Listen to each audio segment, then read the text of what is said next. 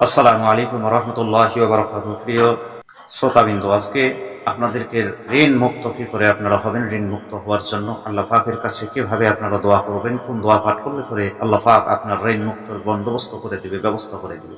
আল্লাহ পাক রব্বুল আলামিনকে বিশ্বাস রেখে দরুদে ইব্রাহিম 7 বার তিলাওয়াত করতে হবে। প্রথমে দরুদে ইব্রাহিম 7 বার তিলাওয়াত করবেন, আর এরপরে যেই দোয়াটি আপনাদেরকে শিখিয়ে দেওয়া হবে এই দোয়াটি 170 বার পাঠ করবেন।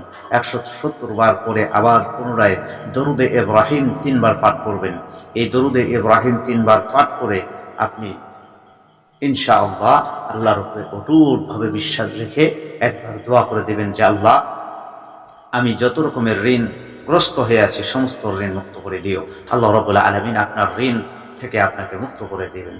এই আমলটি করতে হবে আজ পবিত্র শুক্রবার, জুমার দিন, জুমার নামাজের শেষে, যে কোনো একটি সময়ে জুমার নামাজের শেষে আপনি জুমায় বসে করতে পারেন, অথবা আপনি জুমা থেকে ফিরে এসে আসরের নামাজে যখন গেলেন আসরের নামাজের পূর্ববর্তী সময়ে আপনি এই আমলটি করতে পারেন।